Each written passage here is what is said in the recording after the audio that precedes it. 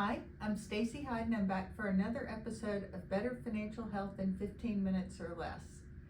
And shocker, we're going to talk about New Year's resolutions today, particularly why New Year's resolutions fail and how to actually make some that stick.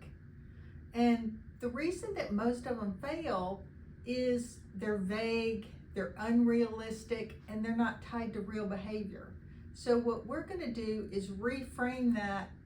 Instead of resolutions, we're going to try to help you put in systems, because systems are automated. You don't have to think about them all the time.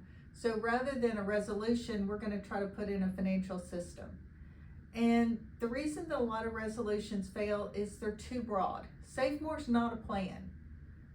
They're too aggressive. Hello, January burnout, like you feel like you're deprived and you can't do it anymore and you just want to go to dinner with your friends.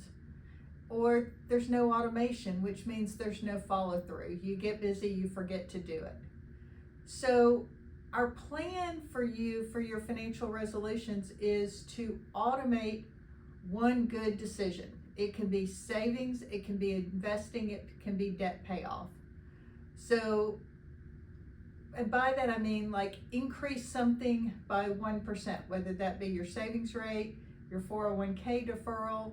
And then what we want to do is we also want to eliminate one financial leak. It could be you're paying for some insurance product or something that you don't really need. It could be the subscriptions. It could be an addiction to meal delivery services or Instacart. So figure out one thing and just cut that back. And so we want to kind of tie your resolutions to reality, because we're not trying to have a perfect year. That's not possible. And the key thing is consistency wins.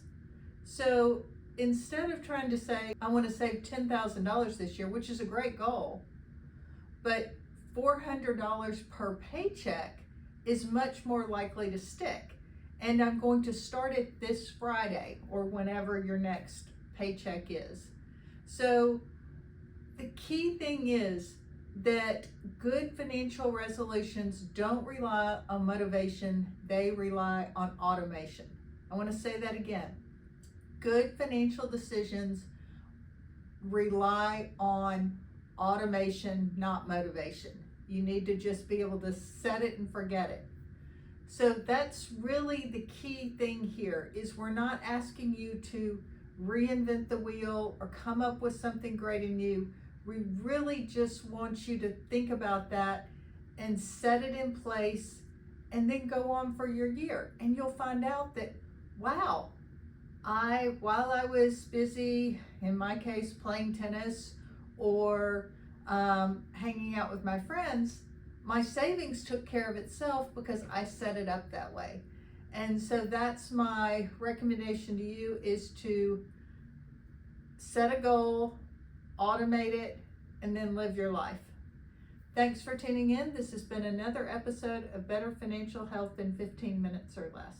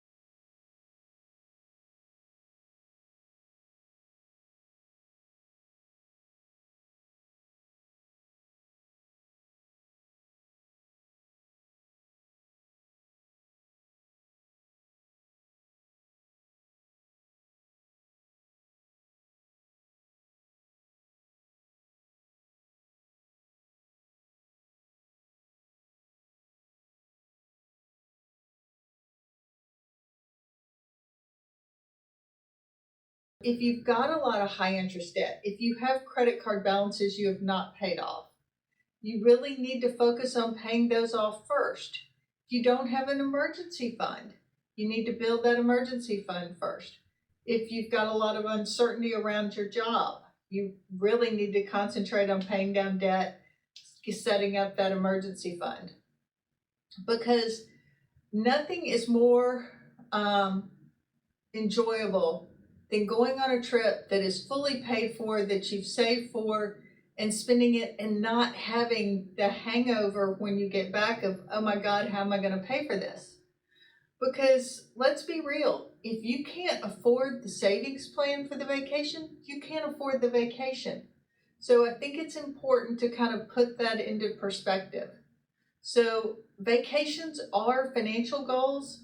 Joy does belong in a financial plan. It's not all about just, the grind. It's about joy. I never will forget, I was sitting in a financial meeting with a woman at her workplace, and she'd always come in to see me. She was super prepared, very goal oriented, and she's like, okay, what do I do now? And she had set up her emergency fund. She was maxing her 401k. She bought her house.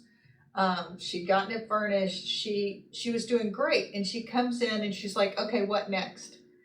And I told her, I said, take a vacation. And she looked at me like, what kind of she actually said this, what kind of financial advice is that? I said, the type that gets you to where you don't burn out at 40. And she sat there, she leaned back, she took a deep sigh, and she's like, what if my friend can't afford it? I'm like, well, tell your friend to start saving up for the airline ticket. You would have the room anyway. You just pay for the room so that she could come along or he could come along with you.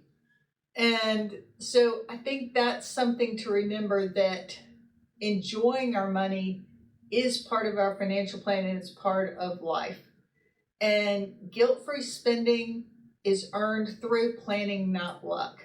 So plan your vacation, save for your vacation, and then let's enjoy that vacation. Thanks so much for tuning in. And this has been another episode of Better Financial Health in 15 Minutes or Less. Please leave us a review wherever you get your podcast. It really does help us reach more folks. Thank you.